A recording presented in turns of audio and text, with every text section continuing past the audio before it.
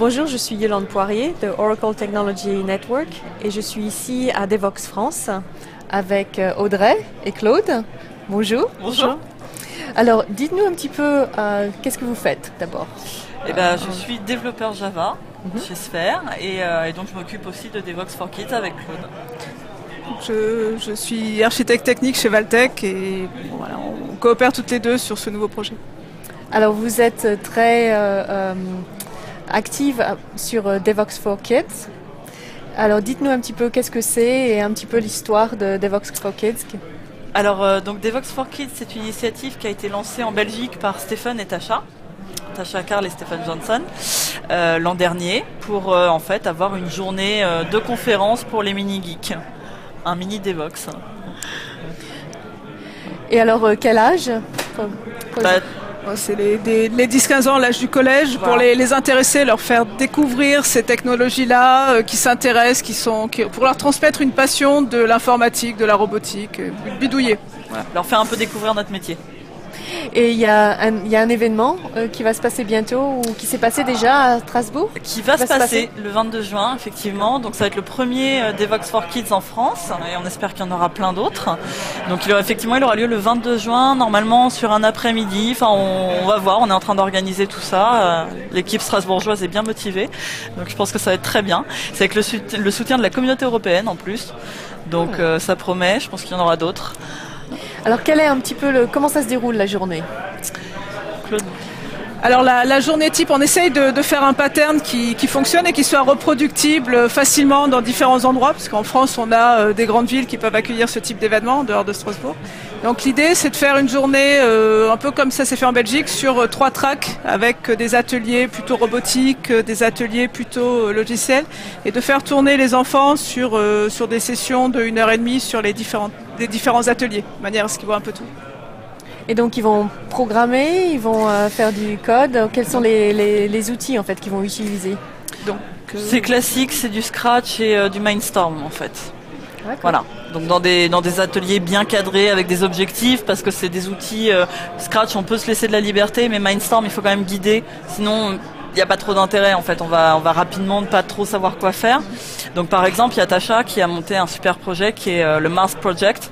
Donc on construit le robot rover et on a une maquette à l'échelle de certains endroits de Mars et on accomplit des missions. C'est pas fermé en fait, ce sont les ateliers qui existent à ce jour, du Scratch, du Mindstorm, mais par contre il y a des gens qui ont essayé de faire des choses dérivées de Minecraft par exemple, ou des choses sur des Raspberry Pi pour leur mettre un peu la main à la pâte sur de l'électronique. Donc ce genre d'atelier est aussi possible, si on trouve une façon de les monter pédagogiquement. Est-ce qu'il faut avoir fait de la programmation avant d'aller dans... En tant que participant, non. En tant qu'animateur, effectivement, c'est plutôt des développeurs qui vont être animateurs, oui. Et combien d'animateurs et combien d'enfants vous avez de façon générale? C'est pas mal d'avoir à peu près un animateur pour entre 3 et 5 enfants maximum. Faut pas aller au-delà parce que ça demande beaucoup d'énergie, de concentration, donc beaucoup d'attention. Donc voilà, entre 3 et 5, c'est pas mal. Après, le nombre total, ça dépend aussi des salles dont on peut disposer. Donc on verra, peut-être sur Paris, on peut accueillir plus de gens. En province, ça sera peut-être plutôt des salles plus petites, entre quelques dizaines et peut-être pas au-delà de 100 en fait. Ça devient difficile à gérer. Mais ça dépend beaucoup du nombre de personnes. Alors vous planifiez aussi d'en avoir un à Paris? Exactement, oui. Et là, qu'est-ce que vous avez besoin? De quoi vous avez besoin? Quel est votre message? On a plein de besoins. Ou alors, où en êtes-vous en fait dans la planification de cet événement? Alors là, pour l'instant, on n'a pas de date qui est arrêtée. Donc c'est quelque chose qu'on verra en fonction des lieux. La première chose, ça va être de trouver un lieu qui puisse nous accueillir. Et ensuite, effectivement, on aura besoin de financement, de matériel, de financer les déjeuners, par exemple. Donc de trouver des sponsors qui puissent participer à cet événement-là et puis trouver des ateliers. Voilà, des animateurs pour les ateliers. On va avoir besoin aussi de volontaires, évidemment. Donc comme on le disait tout à l'heure, ça peut être du Scratch, ça peut être du Mindstorm, mais ça peut être aussi, on pourrait imaginer du Nao, par exemple. Voilà, ce sera fonction des bonnes volontés qu'on aura. Et l'idée, c'est de les faire rêver aussi. Si on peut faire venir un Nao, c'est vrai que voilà, ça parle, ça bouge, ils sont fascinés. Nous sommes déjà fascinés, nous déjà nous rêvons, donc Donc forcément, ça marche très bien avec eux. Je pense que c'est ce que Stéphane a découvert aussi quand il a fait le premier. C'était vraiment le Nao a été complètement l'inspiration. C'est magique, c'est magique. Ouais.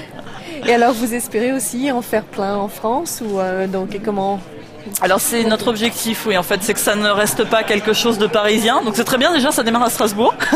et c'est d'essayer vraiment d'en avoir partout en France. On a pas mal de grandes villes. Par exemple, en Belgique, il y en a eu 2, un en flamand, un en français. Nous sommes plus grands que la Belgique. On a pas mal de grosses métropoles qui peuvent accueillir ce genre d'événements. Donc c'est ce qui nous intéresserait. Donc nos amis les JEG, voilà. On compte sur vous pour nous avoir un appui local et puis d'autres associations aussi. On se rapproche d'associations qui sont dans le domaine de l'éducation, de la gestion des enfants. Donc eux ont aussi des réseaux nationaux sur lesquels on peut s'appuyer. Et alors comment les gens peuvent en fait comprendre le projet, et vous contacter?